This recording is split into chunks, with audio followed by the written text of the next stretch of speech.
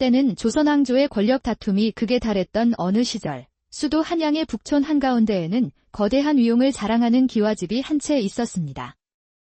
그 집은 바로 조정을 제 손아귀에 쥐고 흔드는 냉혹한 권력자, 권대감의 저택이었습니다. 화창한 어느 봄날 오후, 저택 가장 깊숙하고 외진 곳에 자리한 작은 별채에서는 한 여인이 홀로 술을 놓고 있었습니다. 안동 명문가의 딸로 이 집에 시집 온 지 3년이 된 권 대감의 정실 부인 설이었습니다.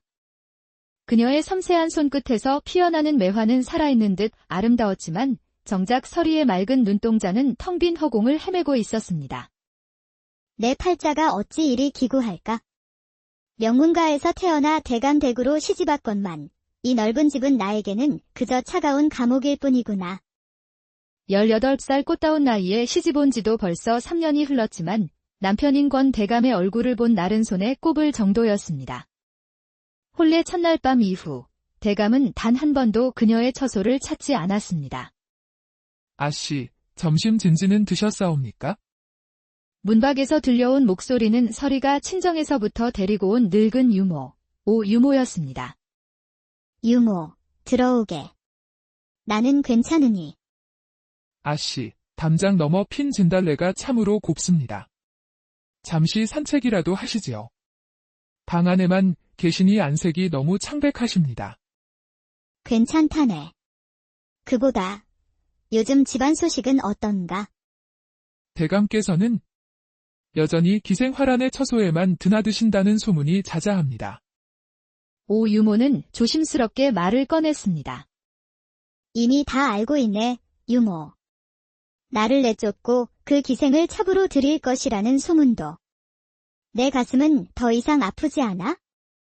설이는 담담하게 말했지만 그녀의 손끝은 미세하게 떨리고 있었습니다. 유모가 나간 후 설이는 창가로 다가가 담장 너머 피어있는 진달래를 바라보았습니다. 그때 정원 한편에서 자신을 바라보는 시선이 느껴졌습니다. 거친 무명옷을 입은 젊은 사내, 이 집의 멋은 거무였습니다. 거무는 설이와 눈이 마주치자 황급히 고개를 숙이고 다시 묵묵히 정원을 손질하기 시작했습니다. 저 사람은 언제나 저곳에 있구나. 돌이켜보면 거무는 늘 설이의 별채 주변에서 일하고 있었습니다. 봄이면 화단을 가꾸고 겨울이면 눈을 치우며 늘 그림자처럼 그녀의 곁을 맴돌았습니다. 해가 기울고 어둠이 내릴 무렵 대문 쪽에서 요란한 말발굽 소리가 들려왔습니다. 권 대감이 화려한 비단옷을 입은 기생활안을 가마에 태워 집으로 들이는 것이었습니다. 이제는 아예 대놓고 집에 데려오는군. 설이의 가슴이 철렁 내려앉았습니다. 소문이 현실이 되는 순간이었습니다. 그날 밤 설이는 한숨도 자지 못하고 어머니가 남겨주신 자개함을 어루만졌습니다. 어머니, 저는 이제 어찌해야 하나요? 남편은 저를 버리고 집에서 제 자리는 점점 사라지고 있습니다. 울다 지쳐 창밖을 내다본 설이는 달빛 아래 정원에서 책을 읽고 있는 거무를 발견했습니다. 머슴이 저리 늦은 시간에 책을 읽다니. 참으로 이상한 사람이군. 다음 날 아침, 오유모가 창백한 얼굴로 달려와 비보를 전했습니다. 마님, 큰일 났습니다. 대감께서 활안을 첩으로 들이고 마님을 저 뒤뜰 낡은 별채로 옮기라 명하셨습니다. 그것은 사실상 소박을 놓는 것과 다름없는 치욕적인 처사였습니다. 마님께서 자식을 낳지 못하니 더 이상 정실 대우를 해줄 수 없다 하셨습니다.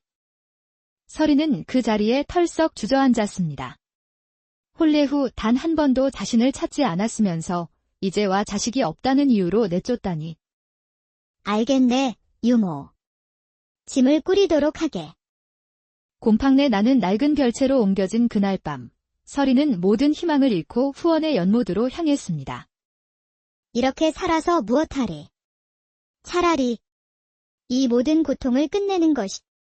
그녀가 차가운 물속으로 발을 내딛는 순간 누군가 다급하게 그녀를 막아섰습니다.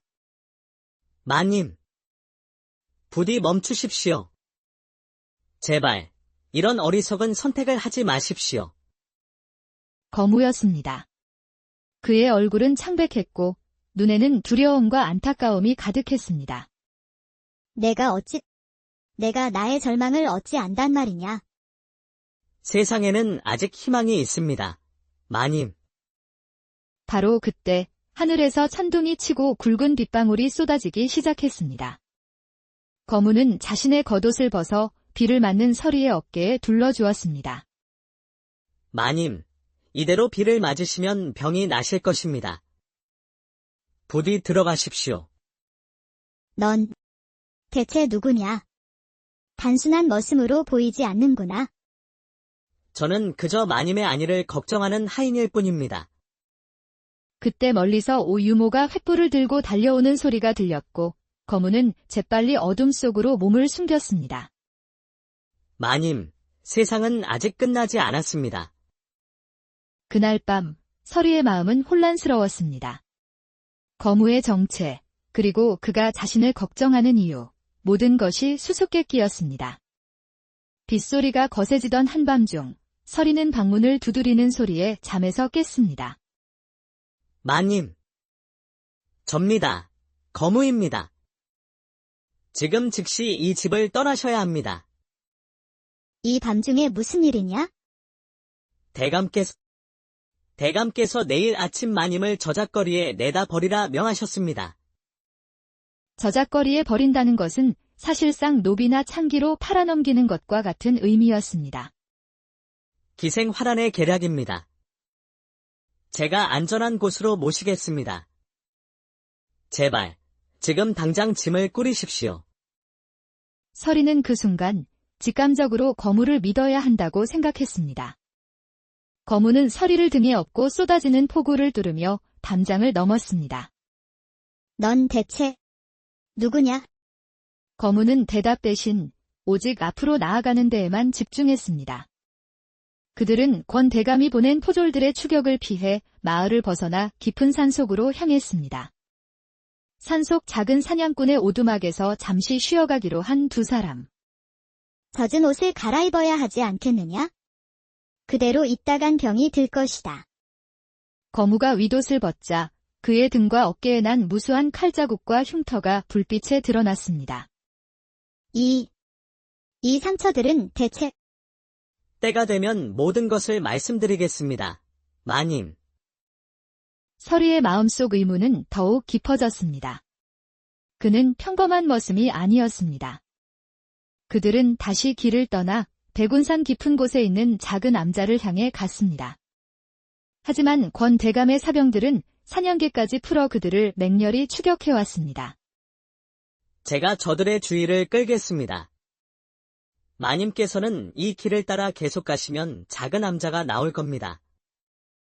그곳에서 청명 스님을 찾으십시오. 안 돼. 너 혼자 저들을 상대할 수 없어. 약속해, 꼭 돌아오겠다고.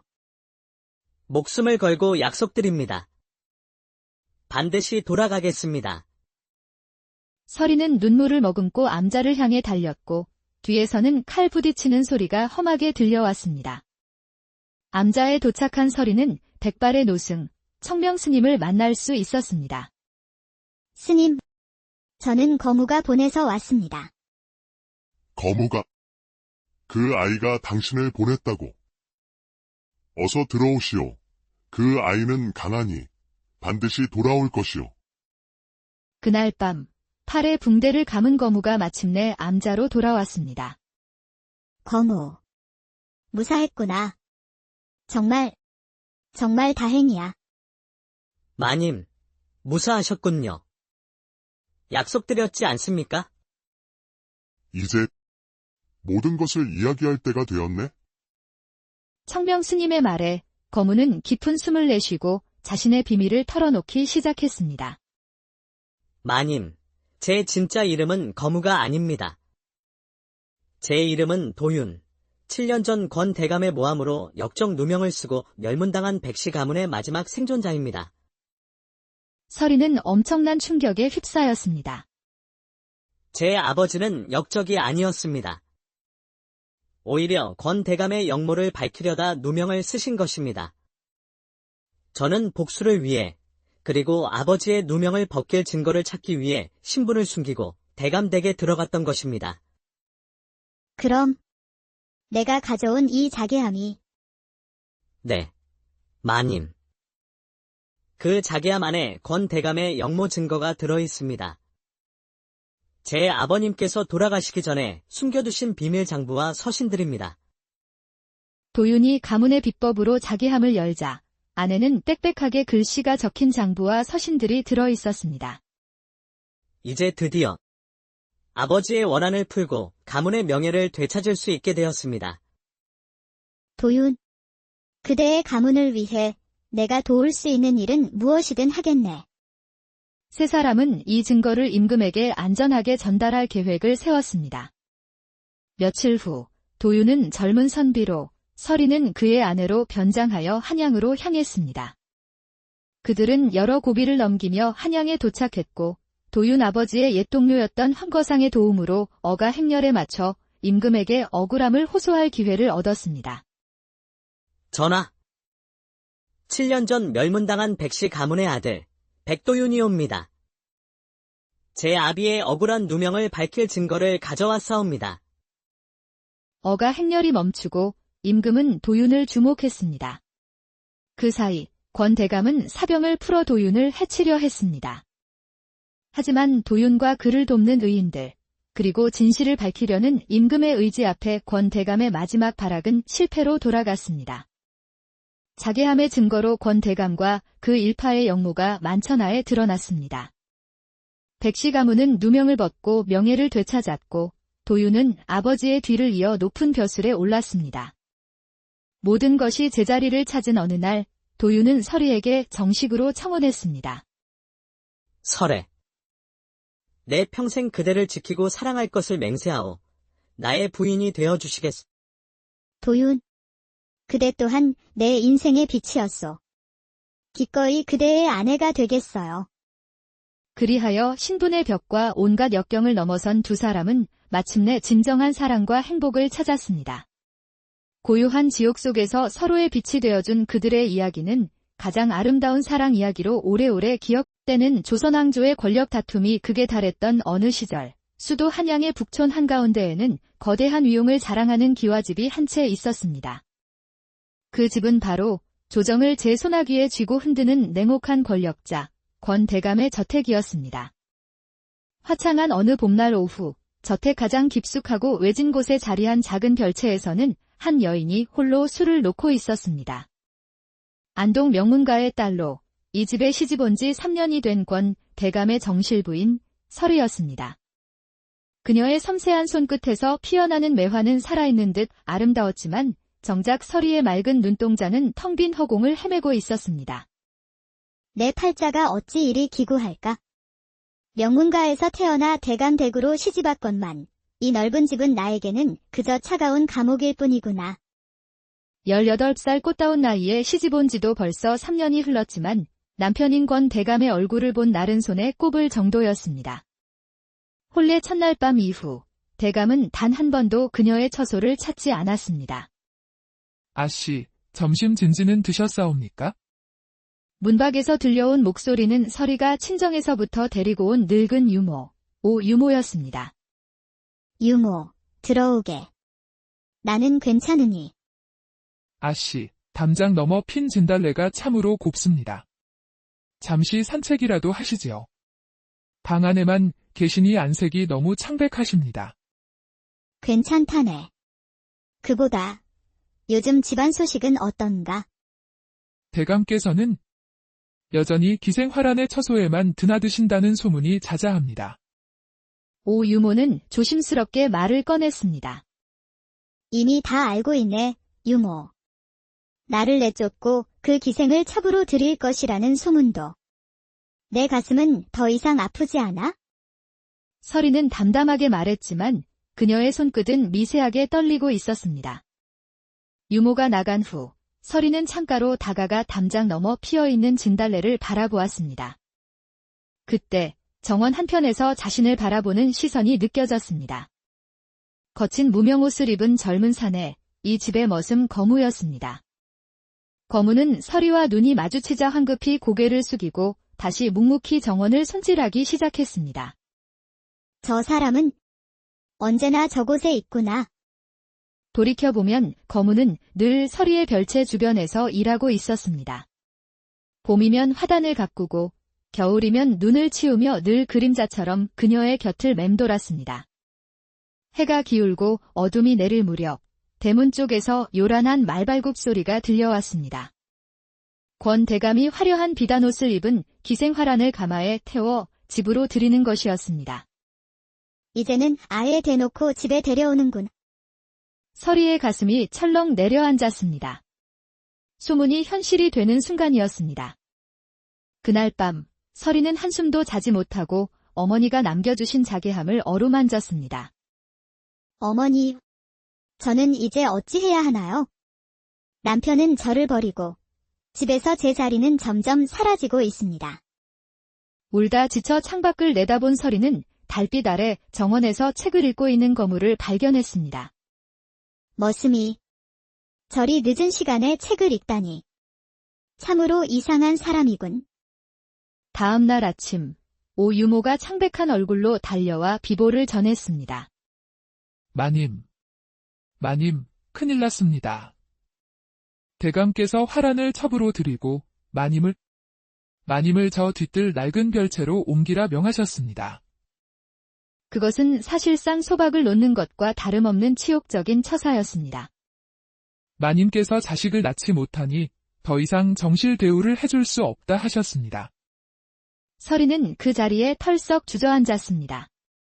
혼례 후 단 한 번도 자신을 찾지 않았으면서 이제와 자식이 없다는 이유로 내쫓다니. 알겠네, 유모. 짐을 꾸리도록 하게. 곰팡내 나는 낡은 별채로 옮겨진 그날 밤, 서리는 모든 희망을 잃고 후원의 연못으로 향했습니다. 이렇게 살아서 무엇하리. 차라리 이 모든 고통을 끝내는 것이. 그녀가 차가운 물속으로 발을 내딛는 순간 누군가 다급하게 그녀를 막아섰습니다. 마님, 부디 멈추십시오. 제발, 이런 어리석은 선택을 하지 마십시오. 거무였습니다. 그의 얼굴은 창백했고 눈에는 두려움과 안타까움이 가득했습니다. 내가 나의 절망을 어찌 안단 말이냐. 세상에는 아직 희망이 있습니다. 마님, 바로 그때 하늘에서 천둥이 치고 굵은 빗방울이 쏟아지기 시작했습니다. 거무는 자신의 겉옷을 벗어 비를 맞는 서리의 어깨에 둘러주었습니다. 마님, 이대로 비를 맞으시면 병이 나실 것입니다. 부디 들어가십시오. 넌 대체 누구냐? 단순한 머슴으로 보이지 않는구나. 저는 그저 마님의 안위를 걱정하는 하인일 뿐입니다. 그때 멀리서 오 유모가 횃불을 들고 달려오는 소리가 들렸고 거무는 재빨리 어둠 속으로 몸을 숨겼습니다. 마님, 세상은 아직 끝나지 않았습니다. 그날 밤 서리의 마음은 혼란스러웠습니다. 거무의 정체, 그리고 그가 자신을 걱정하는 이유, 모든 것이 수수께끼였습니다. 빗소리가 거세지던 한밤중 서리는 방문을 두드리는 소리에 잠에서 깼습니다. 마님, 접니다. 거무입니다. 지금 즉시 이 집을 떠나셔야 합니다. 이 밤중에 무슨 일이냐? 대감께서 내일 아침 마님을 저작거리에 내다 버리라 명하셨습니다.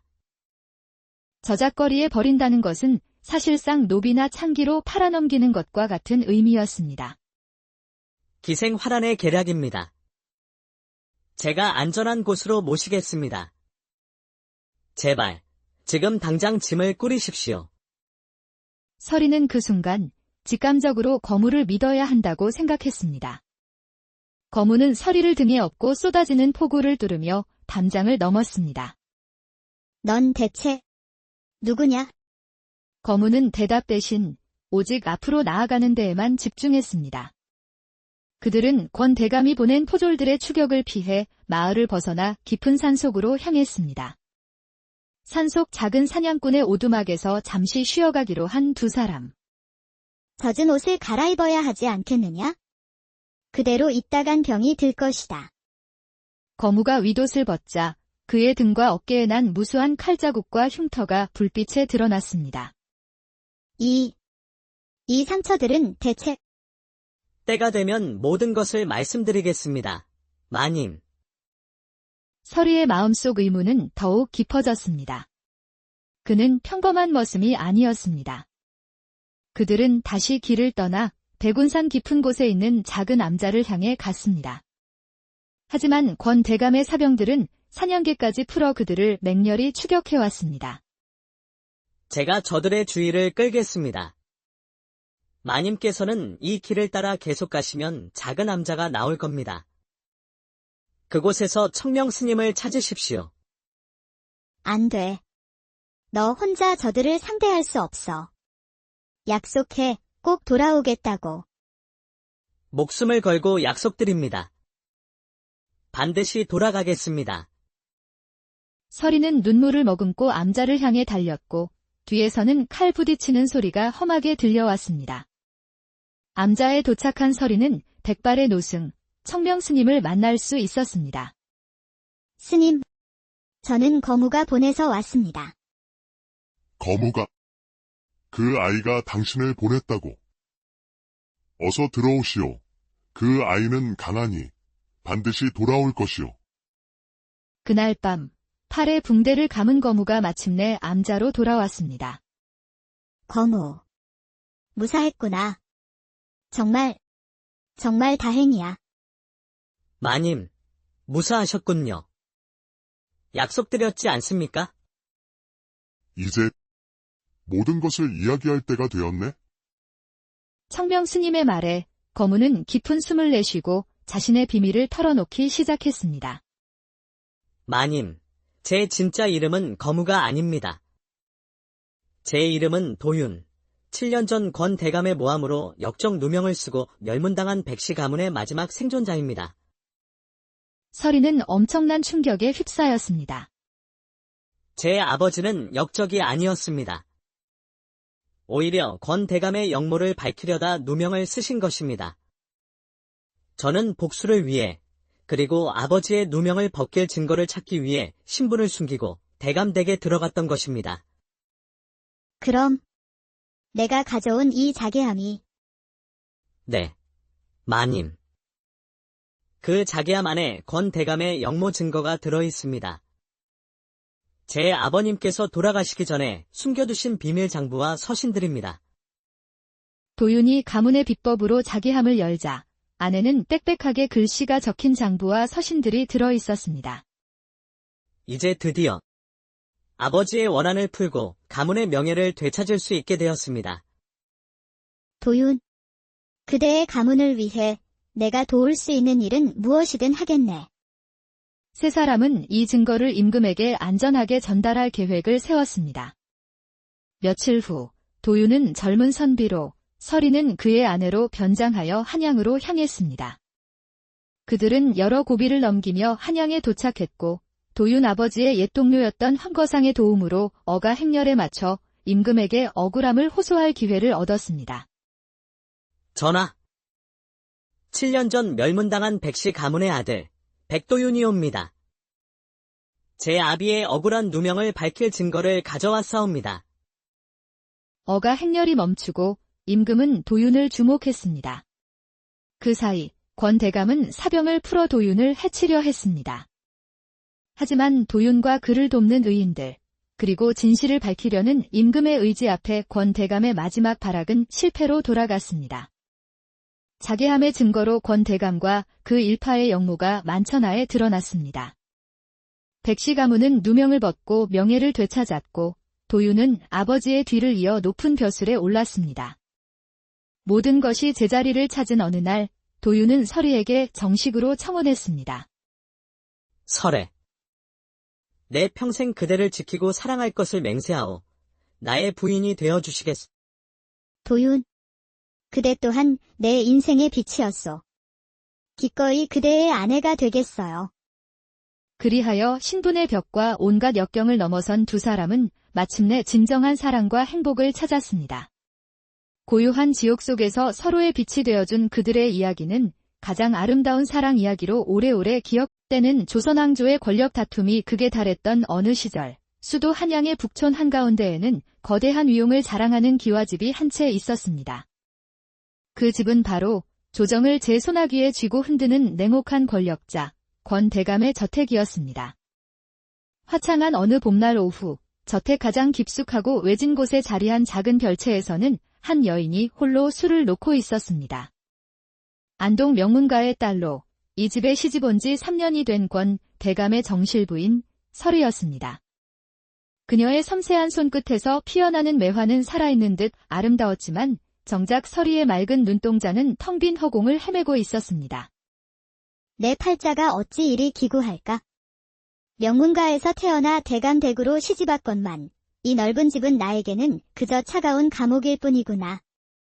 18살 꽃다운 나이에 시집 온 지도 벌써 3년이 흘렀지만 남편인 권 대감의 얼굴을 본 날은 손에 꼽을 정도였습니다.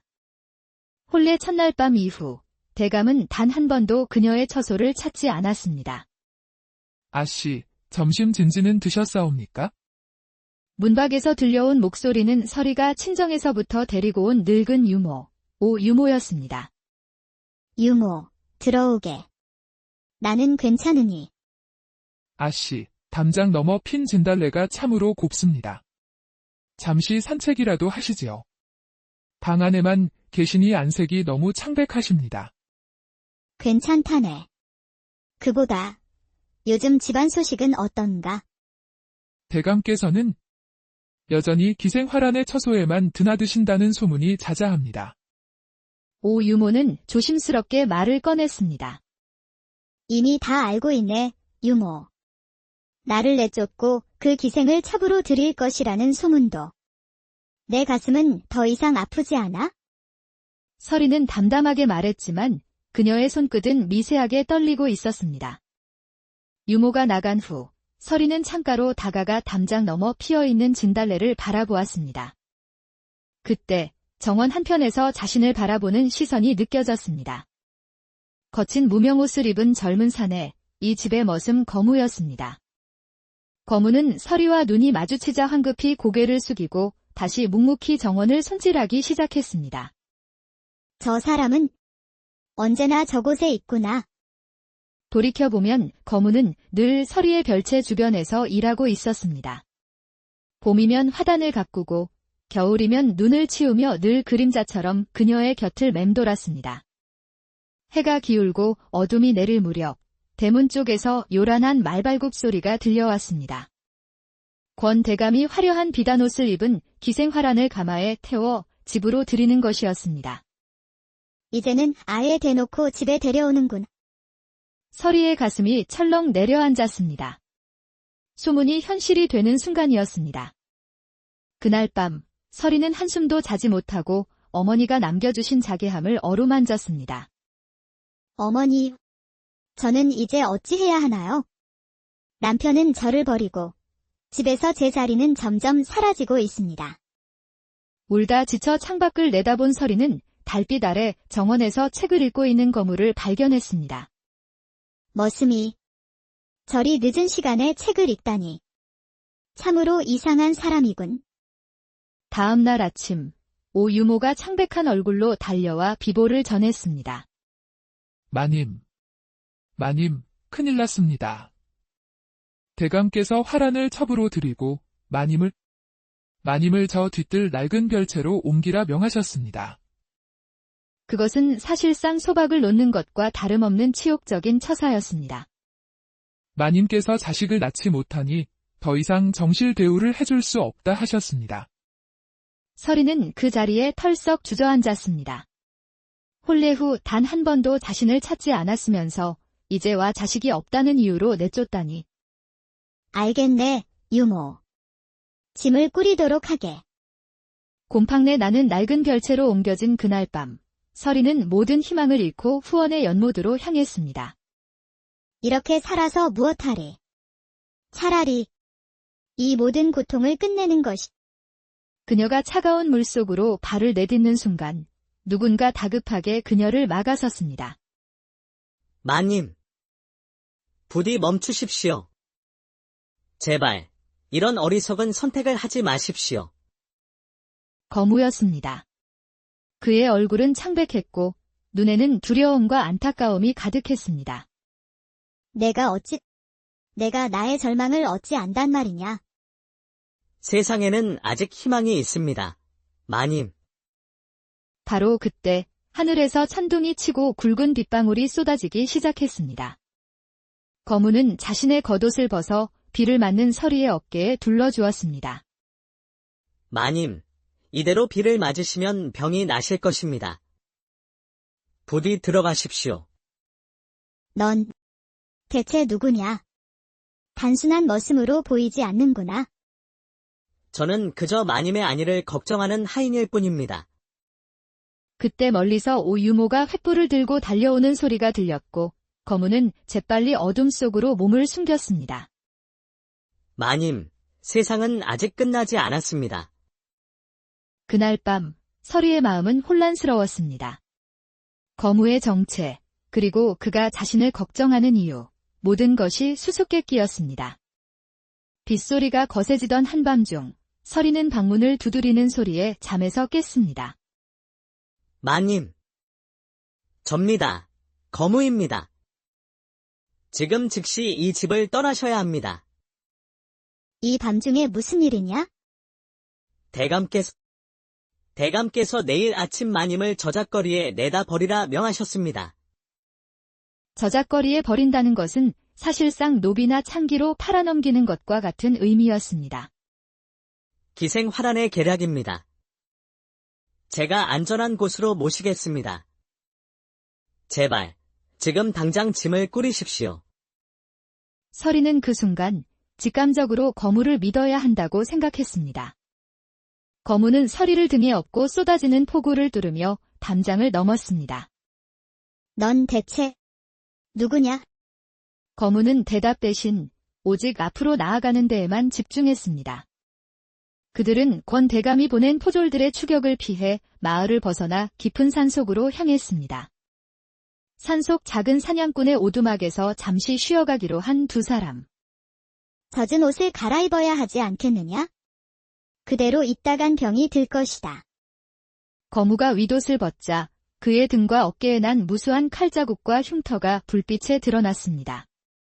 이 상처들은 대체 때가 되면 모든 것을 말씀드리겠습니다. 마님, 서리의 마음속 의문은 더욱 깊어졌습니다. 그는 평범한 머슴이 아니었습니다. 그들은 다시 길을 떠나 백운산 깊은 곳에 있는 작은 암자를 향해 갔습니다. 하지만 권 대감의 사병들은 사냥개까지 풀어 그들을 맹렬히 추격해왔습니다. 제가 저들의 주의를 끌겠습니다. 마님께서는 이 길을 따라 계속 가시면 작은 암자가 나올 겁니다. 그곳에서 청명 스님을 찾으십시오. 안 돼. 너 혼자 저들을 상대할 수 없어. 약속해, 꼭 돌아오겠다고. 목숨을 걸고 약속드립니다. 반드시 돌아가겠습니다. 서리는 눈물을 머금고 암자를 향해 달렸고 뒤에서는 칼 부딪히는 소리가 험하게 들려왔습니다. 암자에 도착한 서리는 백발의 노승, 청명 스님을 만날 수 있었습니다. 스님, 저는 거무가 보내서 왔습니다. 거무가 그 아이가 당신을 보냈다고. 어서 들어오시오. 그 아이는 강하니 반드시 돌아올 것이오. 그날 밤 팔에 붕대를 감은 거무가 마침내 암자로 돌아왔습니다. 거무. 무사했구나. 정말 다행이야. 마님, 무사하셨군요. 약속드렸지 않습니까? 이제 모든 것을 이야기할 때가 되었네. 청명 스님의 말에 거무는 깊은 숨을 내쉬고 자신의 비밀을 털어놓기 시작했습니다. 마님, 제 진짜 이름은 거무가 아닙니다. 제 이름은 도윤. 7년 전 권 대감의 모함으로 역적 누명을 쓰고 멸문당한 백시 가문의 마지막 생존자입니다. 서리는 엄청난 충격에 휩싸였습니다. 제 아버지는 역적이 아니었습니다. 오히려 권 대감의 영모를 밝히려다 누명을 쓰신 것입니다. 저는 복수를 위해, 그리고 아버지의 누명을 벗길 증거를 찾기 위해 신분을 숨기고 대감댁에 들어갔던 것입니다. 그럼 내가 가져온 이 자개함이 네, 마님. 그 자개함 안에 권 대감의 영모 증거가 들어있습니다. 제 아버님께서 돌아가시기 전에 숨겨두신 비밀 장부와 서신들입니다. 도윤이 가문의 비법으로 자개함을 열자 안에는 빽빽하게 글씨가 적힌 장부와 서신들이 들어 있었습니다. 이제 드디어 아버지의 원한을 풀고 가문의 명예를 되찾을 수 있게 되었습니다. 도윤, 그대의 가문을 위해 내가 도울 수 있는 일은 무엇이든 하겠네. 세 사람은 이 증거를 임금에게 안전하게 전달할 계획을 세웠습니다. 며칠 후 도윤은 젊은 선비로, 서리는 그의 아내로 변장하여 한양으로 향했습니다. 그들은 여러 고비를 넘기며 한양에 도착했고 도윤 아버지의 옛 동료였던 황거상의 도움으로 어가 행렬에 맞춰 임금에게 억울함을 호소할 기회를 얻었습니다. 전하, 7년 전 멸문당한 백씨 가문의 아들 백도윤이옵니다. 제 아비의 억울한 누명을 밝힐 증거를 가져왔사옵니다. 어가 행렬이 멈추고 임금은 도윤을 주목했습니다. 그 사이 권 대감은 사병을 풀어 도윤을 해치려 했습니다. 하지만 도윤과 그를 돕는 의인들, 그리고 진실을 밝히려는 임금의 의지 앞에 권 대감의 마지막 발악은 실패로 돌아갔습니다. 자개함의 증거로 권 대감과 그 일파의 영모가 만천하에 드러났습니다. 백씨 가문은 누명을 벗고 명예를 되찾았고 도윤은 아버지의 뒤를 이어 높은 벼슬에 올랐습니다. 모든 것이 제자리를 찾은 어느 날 도윤은 서리에게 정식으로 청혼했습니다. 설에, 내 평생 그대를 지키고 사랑할 것을 맹세하오. 나의 부인이 되어주시겠소. 도윤, 그대 또한 내 인생의 빛이었소. 기꺼이 그대의 아내가 되겠어요. 그리하여 신분의 벽과 온갖 역경을 넘어선 두 사람은 마침내 진정한 사랑과 행복을 찾았습니다. 고요한 지옥 속에서 서로의 빛이 되어준 그들의 이야기는 가장 아름다운 사랑 이야기로 오래오래 기억되는 조선왕조의 권력 다툼이 극에 달했던 어느 시절, 수도 한양의 북촌 한가운데에는 거대한 위용을 자랑하는 기와집이 한 채 있었습니다. 그 집은 바로 조정을 제 손아귀에 쥐고 흔드는 냉혹한 권력자, 권 대감의 저택이었습니다.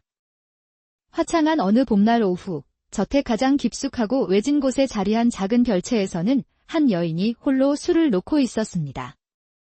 안동 명문가의 딸로 이 집에 시집 온 지 3년이 된 권 대감의 정실 부인 설이었습니다. 그녀의 섬세한 손끝에서 피어나는 매화는 살아있는 듯 아름다웠지만 정작 설이의 맑은 눈동자는 텅 빈 허공을 헤매고 있었습니다. 내 팔자가 어찌 이리 기구할까? 명문가에서 태어나 대감댁으로 시집왔건만 이 넓은 집은 나에게는 그저 차가운 감옥일 뿐이구나. 18살 꽃다운 나이에 시집 온 지도 벌써 3년이 흘렀지만 남편인 권 대감의 얼굴을 본 날은 손에 꼽을 정도였습니다. 혼례 첫날 밤 이후 대감은 단 한 번도 그녀의 처소를 찾지 않았습니다. 아씨, 점심 진지는 드셨사옵니까? 문 밖에서 들려온 목소리는 설이가 친정에서부터 데리고 온 늙은 유모, 오 유모였습니다. 유모, 들어오게. 나는 괜찮으니. 아씨, 담장 넘어 핀 진달래가 참으로 곱습니다. 잠시 산책이라도 하시지요. 방 안에만 계시니 안색이 너무 창백하십니다. 괜찮다네. 그보다 요즘 집안 소식은 어떤가? 대감께서는 여전히 기생활안의 처소에만 드나드신다는 소문이 자자합니다. 오 유모는 조심스럽게 말을 꺼냈습니다. 이미 다 알고 있네, 유모. 나를 내쫓고 그 기생을 첩으로 들일 것이라는 소문도. 내 가슴은 더 이상 아프지 않아? 설이는 담담하게 말했지만 그녀의 손끝은 미세하게 떨리고 있었습니다. 유모가 나간 후 설이는 창가로 다가가 담장 너머 피어있는 진달래를 바라보았습니다. 그때 정원 한편에서 자신을 바라보는 시선이 느껴졌습니다. 거친 무명옷을 입은 젊은 사내, 이 집의 멋은 거무였습니다. 거무는 서리와 눈이 마주치자 황급히 고개를 숙이고 다시 묵묵히 정원을 손질하기 시작했습니다. 저 사람은 언제나 저곳에 있구나. 돌이켜보면 거무는 늘 서리의 별채 주변에서 일하고 있었습니다. 봄이면 화단을 가꾸고 겨울이면 눈을 치우며 늘 그림자처럼 그녀의 곁을 맴돌았습니다. 해가 기울고 어둠이 내릴 무렵 대문 쪽에서 요란한 말발굽 소리가 들려왔습니다. 권 대감이 화려한 비단옷을 입은 기생화란을 가마에 태워 집으로 들이는 것이었습니다. 이제는 아예 대놓고 집에 데려오는군. 서리의 가슴이 철렁 내려앉았습니다. 소문이 현실이 되는 순간이었습니다. 그날 밤 서리는 한숨도 자지 못하고 어머니가 남겨주신 자개함을 어루만졌습니다. 어머니, 저는 이제 어찌해야 하나요? 남편은 저를 버리고 집에서 제 자리는 점점 사라지고 있습니다. 울다 지쳐 창밖을 내다본 서리는 달빛 아래 정원에서 책을 읽고 있는 거무를 발견했습니다. 머슴이 저리 늦은 시간에 책을 읽다니. 참으로 이상한 사람이군. 다음 날 아침, 오 유모가 창백한 얼굴로 달려와 비보를 전했습니다. 마님, 큰일 났습니다. 대감께서 화란을 첩으로 들이고 마님을 저 뒤뜰 낡은 별채로 옮기라 명하셨습니다. 그것은 사실상 소박을 놓는 것과 다름없는 치욕적인 처사였습니다. 마님께서 자식을 낳지 못하니 더 이상 정실 대우를 해줄 수 없다 하셨습니다. 서리는 그 자리에 털썩 주저앉았습니다. 혼례 후 단 한 번도 자신을 찾지 않았으면서 이제와 자식이 없다는 이유로 내쫓다니. 알겠네, 유모. 짐을 꾸리도록 하게. 곰팡내 나는 낡은 별채로 옮겨진 그날 밤, 서리는 모든 희망을 잃고 후원의 연못으로 향했습니다. 이렇게 살아서 무엇하리. 차라리 이 모든 고통을 끝내는 것이. 그녀가 차가운 물속으로 발을 내딛는 순간 누군가 다급하게 그녀를 막아섰습니다. 마님, 부디 멈추십시오. 제발, 이런 어리석은 선택을 하지 마십시오. 거무였습니다. 그의 얼굴은 창백했고 눈에는 두려움과 안타까움이 가득했습니다. 내가 나의 절망을 어찌 안단 말이냐. 세상에는 아직 희망이 있습니다. 마님, 바로 그때 하늘에서 천둥이 치고 굵은 빗방울이 쏟아지기 시작했습니다. 거무는 자신의 겉옷을 벗어 비를 맞는 서리의 어깨에 둘러주었습니다. 마님, 이대로 비를 맞으시면 병이 나실 것입니다. 부디 들어가십시오. 넌 대체 누구냐? 단순한 머슴으로 보이지 않는구나. 저는 그저 마님의 안위를 걱정하는 하인일 뿐입니다. 그때 멀리서 오 유모가 횃불을 들고 달려오는 소리가 들렸고 거무는 재빨리 어둠 속으로 몸을 숨겼습니다. 마님, 세상은 아직 끝나지 않았습니다. 그날 밤 서리의 마음은 혼란스러웠습니다. 거무의 정체, 그리고 그가 자신을 걱정하는 이유, 모든 것이 수수께끼였습니다. 빗소리가 거세지던 한밤중 서리는 방문을 두드리는 소리에 잠에서 깼습니다. 마님, 접니다. 거무입니다. 지금 즉시 이 집을 떠나셔야 합니다. 이 밤중에 무슨 일이냐? 대감께서 내일 아침 마님을 저작거리에 내다 버리라 명하셨습니다. 저작거리에 버린다는 것은 사실상 노비나 창기로 팔아넘기는 것과 같은 의미였습니다. 기생화란의 계략입니다. 제가 안전한 곳으로 모시겠습니다. 제발, 지금 당장 짐을 꾸리십시오. 서리는 그 순간 직감적으로 거무를 믿어야 한다고 생각했습니다. 거무는 서리를 등에 업고 쏟아지는 폭우를 뚫으며 담장을 넘었습니다. 넌 대체 누구냐? 거무는 대답 대신 오직 앞으로 나아가는 데에만 집중했습니다. 그들은 권 대감이 보낸 포졸들의 추격을 피해 마을을 벗어나 깊은 산속으로 향했습니다. 산속 작은 사냥꾼의 오두막에서 잠시 쉬어가기로 한 두 사람. 젖은 옷을 갈아입어야 하지 않겠느냐? 그대로 있다간 병이 들 것이다. 거무가 윗옷을 벗자 그의 등과 어깨에 난 무수한 칼자국과 흉터가 불빛에 드러났습니다. 이 상처들은 대체 때가 되면 모든 것을 말씀드리겠습니다. 마님, 서리의 마음속 의문은 더욱 깊어졌습니다. 그는 평범한 머슴이 아니었습니다. 그들은 다시 길을 떠나 백운산 깊은 곳에 있는 작은 암자를 향해 갔습니다. 하지만 권 대감의 사병들은 사냥개까지 풀어 그들을 맹렬히 추격해왔습니다. 제가 저들의 주의를 끌겠습니다. 마님께서는 이 길을 따라 계속 가시면 작은 암자가 나올 겁니다. 그곳에서 청명 스님을 찾으십시오. 안 돼. 너 혼자 저들을 상대할 수 없어. 약속해, 꼭 돌아오겠다고. 목숨을 걸고 약속드립니다. 반드시 돌아가겠습니다. 서리는 눈물을 머금고 암자를 향해 달렸고 뒤에서는 칼 부딪히는 소리가 험하게 들려왔습니다. 암자에 도착한 서리는 백발의 노승, 청명 스님을 만날 수 있었습니다. 스님, 저는 거무가 보내서 왔습니다. 거무가 그 아이가 당신을 보냈다고. 어서 들어오시오. 그 아이는 강하니 반드시 돌아올 것이오. 그날 밤 팔에 붕대를 감은 거무가 마침내 암자로 돌아왔습니다. 거무. 무사했구나. 정말 다행이야. 마님, 무사하셨군요. 약속드렸지 않습니까? 이제 모든 것을 이야기할 때가 되었네. 청명 스님의 말에 거무는 깊은 숨을 내쉬고 자신의 비밀을 털어놓기 시작했습니다. 마님, 제 진짜 이름은 거무가 아닙니다. 제 이름은 도윤. 7년 전 권 대감의 모함으로 역적 누명을 쓰고 멸문당한 백시 가문의 마지막 생존자입니다. 서리는 엄청난 충격에 휩싸였습니다. 제 아버지는 역적이 아니었습니다. 오히려 권 대감의 역모를 밝히려다 누명을 쓰신 것입니다. 저는 복수를 위해, 그리고 아버지의 누명을 벗길 증거를 찾기 위해 신분을 숨기고 대감댁에 들어갔던 것입니다.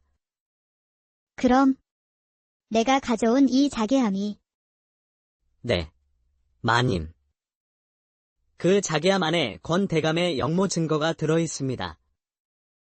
제 아버님께서 돌아가시기 전에 숨겨두신 비밀 장부와 서신들입니다. 도윤이 가문의 비법으로 자기함을 열자 안에는 빽빽하게 글씨가 적힌 장부와 서신들이 들어있었습니다. 이제 드디어 아버지의 원한을 풀고 가문의 명예를 되찾을 수 있게 되었습니다. 도윤. 그대의 가문을 위해 내가 도울 수 있는 일은 무엇이든 하겠네.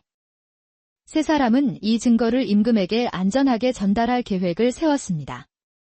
며칠 후 도윤은 젊은 선비로, 서리는 그의 아내로 변장하여 한양으로 향했습니다. 그들은 여러 고비를 넘기며 한양에 도착했고 도윤 아버지의 옛 동료였던 황거상의 도움으로 어가 행렬에 맞춰 임금에게 억울함을 호소할 기회를 얻었습니다. 전하, 7년 전 멸문당한 백시 가문의 아들 백도윤이옵니다. 제 아비의 억울한 누명을 밝힐 증거를 가져왔사옵니다. 어가 행렬이 멈추고 임금은 도윤을 주목했습니다. 그 사이 권 대감은 사병을 풀어 도윤을 해치려 했습니다. 하지만 도윤과 그를 돕는 의인들, 그리고 진실을 밝히려는 임금의 의지 앞에 권 대감의 마지막 발악은 실패로 돌아갔습니다. 자개함의 증거로 권 대감과 그 일파의 역모가 만천하에 드러났습니다. 백시 가문은 누명을 벗고 명예를 되찾았고 도윤은 아버지의 뒤를 이어 높은 벼슬에 올랐습니다. 모든 것이 제자리를 찾은 어느 날 도윤은 서리에게 정식으로 청혼했습니다. 설에, 내 평생 그대를 지키고 사랑할 것을 맹세하오. 나의 부인이 되어주시겠소. 도윤. 그대 또한 내 인생의 빛이었소. 기꺼이 그대의 아내가 되겠어요. 그리하여 신분의 벽과 온갖 역경을 넘어선 두 사람은 마침내 진정한 사랑과 행복을 찾았습니다. 고요한 지옥 속에서 서로의 빛이 되어준 그들의 이야기는 가장 아름다운 사랑 이야기로 오래오래 기억되는 조선왕조의 권력 다툼이 극에 달했던 어느 시절, 수도 한양의 북촌 한가운데에는 거대한 위용을 자랑하는 기와집이 한 채 있었습니다. 그 집은 바로 조정을 제 소나귀에 쥐고 흔드는 냉혹한 권력자, 권대감의 저택이었습니다. 화창한 어느 봄날 오후, 저택 가장 깊숙하고 외진 곳에 자리한 작은 별채에서는 한 여인이 홀로 술을 놓고 있었습니다. 안동 명문가의 딸로 이 집에 시집 온 지 3년이 된 권 대감의 정실부인 설이었습니다. 그녀의 섬세한 손끝에서 피어나는 매화는 살아있는 듯 아름다웠지만 정작 설이의 맑은 눈동자는 텅 빈 허공을 헤매고 있었습니다. 내 팔자가 어찌 이리 기구할까? 명문가에서 태어나 대감댁으로 시집왔건만 이 넓은 집은 나에게는 그저 차가운 감옥일 뿐이구나. 18살 꽃다운 나이에 시집 온 지도 벌써 3년이 흘렀지만 남편인 권 대감의 얼굴을 본 날은 손에 꼽을 정도였습니다. 혼례 첫날 밤 이후 대감은 단 한 번도 그녀의 처소를 찾지 않았습니다. 아씨, 점심 진지는 드셨사옵니까? 문 밖에서 들려온 목소리는 설이가 친정에서부터 데리고 온 늙은 유모, 오 유모였습니다. 유모, 들어오게. 나는 괜찮으니. 아씨, 담장 넘어 핀 진달래가 참으로 곱습니다. 잠시 산책이라도 하시지요. 방 안에만 계시니 안색이 너무 창백하십니다. 괜찮다네. 그보다 요즘 집안 소식은 어떤가? 대감께서는 여전히 기생화란의 처소에만 드나드신다는 소문이 자자합니다. 오 유모는 조심스럽게 말을 꺼냈습니다. 이미 다 알고 있네, 유모. 나를 내쫓고 그 기생을 첩으로 들일 것이라는 소문도. 내 가슴은 더 이상 아프지 않아? 설이는 담담하게 말했지만 그녀의 손끝은 미세하게 떨리고 있었습니다. 유모가 나간 후 설이는 창가로 다가가 담장 너머 피어있는 진달래를 바라보았습니다. 그때 정원 한편에서 자신을 바라보는 시선이 느껴졌습니다. 거친 무명옷을 입은 젊은 사내, 이 집의 멋은 거무였습니다. 거무는 설이와 눈이 마주치자 황급히 고개를 숙이고 다시 묵묵히 정원을 손질하기 시작했습니다. 저 사람은 언제나 저곳에 있구나. 돌이켜보면 거무는 늘 설이의 별채 주변에서 일하고 있었습니다. 봄이면 화단을 가꾸고 겨울이면 눈을 치우며 늘 그림자처럼 그녀의 곁을 맴돌았습니다. 해가 기울고 어둠이 내릴 무렵 대문 쪽에서 요란한 말발굽 소리가 들려왔습니다. 권 대감이 화려한 비단옷을 입은 기생화란을 가마에 태워 집으로 들이는 것이었습니다. 이제는 아예 대놓고 집에 데려오는군. 설이의 가슴이 철렁 내려앉았습니다. 소문이 현실이 되는 순간이었습니다. 그날 밤 설이는 한숨도 자지 못하고 어머니가 남겨주신 자개함을 어루만졌습니다. 어머니, 저는 이제 어찌해야 하나요? 남편은 저를 버리고 집에서 제 자리는 점점 사라지고 있습니다. 울다 지쳐 창밖을 내다본 설이는 달빛 아래 정원에서 책을 읽고 있는 거무를 발견했습니다. 머슴이 저리 늦은 시간에 책을 읽다니. 참으로 이상한 사람이군. 다음 날 아침, 오 유모가 창백한 얼굴로 달려와 비보를 전했습니다. 마님, 큰일 났습니다. 대감께서 화란을 첩으로 들이고 마님을 저 뒤뜰 낡은 별채로 옮기라 명하셨습니다. 그것은 사실상 소박을 놓는 것과 다름없는 치욕적인 처사였습니다. 마님께서 자식을 낳지 못하니 더 이상 정실 대우를 해줄 수 없다 하셨습니다. 설이는 그 자리에 털썩 주저앉았습니다. 혼례 후 단 한 번도 자신을 찾지 않았으면서 이제와 자식이 없다는 이유로 내쫓다니. 알겠네, 유모. 짐을 꾸리도록 하게. 곰팡내 나는 낡은 별채로 옮겨진 그날 밤, 설이는 모든 희망을 잃고 후원의 연못으로 향했습니다. 이렇게 살아서 무엇하리. 차라리 이 모든 고통을 끝내는 것이. 그녀가 차가운 물속으로 발을 내딛는 순간 누군가 다급하게 그녀를 막아섰습니다. 마님. 부디 멈추십시오.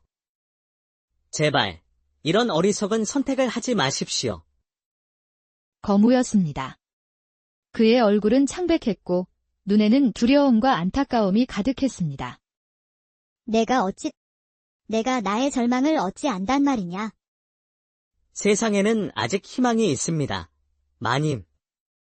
바로 그때 하늘에서 천둥이 치고 굵은 빗방울이 쏟아지기 시작했습니다. 거무는 자신의 겉옷을 벗어 비를 맞는 서리의 어깨에 둘러주었습니다. 마님, 이대로 비를 맞으시면 병이 나실 것입니다. 부디 들어가십시오. 넌 대체 누구냐? 단순한 머슴으로 보이지 않는구나. 저는 그저 마님의 안위를 걱정하는 하인일 뿐입니다. 그때 멀리서 오 유모가 횃불을 들고 달려오는 소리가 들렸고 거무는 재빨리 어둠 속으로 몸을 숨겼습니다. 마님, 세상은 아직 끝나지 않았습니다. 그날 밤 서리의 마음은 혼란스러웠습니다. 거무의 정체, 그리고 그가 자신을 걱정하는 이유, 모든 것이 수수께끼였습니다. 빗소리가 거세지던 한밤중 서리는 방문을 두드리는 소리에 잠에서 깼습니다. 마님. 접니다. 거무입니다. 지금 즉시 이 집을 떠나셔야 합니다. 이 밤중에 무슨 일이냐? 대감께서 내일 아침 마님을 저작거리에 내다 버리라 명하셨습니다. 저작거리에 버린다는 것은 사실상 노비나 창기로 팔아넘기는 것과 같은 의미였습니다. 기생활안의 계략입니다. 제가 안전한 곳으로 모시겠습니다. 제발, 지금 당장 짐을 꾸리십시오. 서리는 그 순간 직감적으로 거무를 믿어야 한다고 생각했습니다. 거무는 서리를 등에 업고 쏟아지는 폭우를 뚫으며 담장을 넘었습니다. 넌 대체 누구냐? 거무는 대답 대신 오직 앞으로 나아가는 데에만 집중했습니다. 그들은 권 대감이 보낸 포졸들의 추격을 피해 마을을 벗어나 깊은 산속으로 향했습니다. 산속 작은 사냥꾼의 오두막에서 잠시 쉬어가기로 한 두 사람. 젖은 옷을 갈아입어야 하지 않겠느냐? 그대로 있다간 병이 들 것이다. 거무가 윗옷을 벗자 그의 등과 어깨에 난 무수한 칼자국과 흉터가 불빛에 드러났습니다. 이 상처들은 대체 때가 되면 모든 것을 말씀드리겠습니다. 마님. 서리의 마음속 의문은 더욱 깊어졌습니다. 그는 평범한 머슴이 아니었습니다. 그들은 다시 길을 떠나 백운산 깊은 곳에 있는 작은 암자를 향해 갔습니다. 하지만 권 대감의 사병들은 사냥개까지 풀어 그들을 맹렬히 추격해왔습니다. 제가 저들의 주의를 끌겠습니다. 마님께서는 이 길을 따라 계속 가시면 작은 암자가 나올 겁니다. 그곳에서 청명 스님을 찾으십시오. 안 돼. 너 혼자 저들을 상대할 수 없어. 약속해, 꼭 돌아오겠다고. 목숨을 걸고 약속드립니다. 반드시 돌아가겠습니다. 서리는 눈물을 머금고 암자를 향해 달렸고 뒤에서는 칼 부딪히는 소리가 험하게 들려왔습니다. 암자에 도착한 서리는 백발의 노승, 청명 스님을 만날 수 있었습니다. 스님, 저는 거무가 보내서 왔습니다. 거무가 그 아이가 당신을 보냈다고. 어서 들어오시오. 그 아이는 강하니 반드시 돌아올 것이오. 그날 밤 팔에 붕대를 감은 거무가 마침내 암자로 돌아왔습니다. 거무. 무사했구나. 정말 다행이야. 마님, 무사하셨군요. 약속드렸지 않습니까? 이제 모든 것을 이야기할 때가 되었네. 청명 스님의 말에 거무는 깊은 숨을 내쉬고 자신의 비밀을 털어놓기 시작했습니다. 마님, 제 진짜 이름은 거무가 아닙니다. 제 이름은 도윤, 7년 전 권 대감의 모함으로 역적 누명을 쓰고 멸문당한 백씨 가문의 마지막 생존자입니다. 서리는 엄청난 충격에 휩싸였습니다. 제 아버지는 역적이 아니었습니다. 오히려 권 대감의 역모를 밝히려다 누명을 쓰신 것입니다.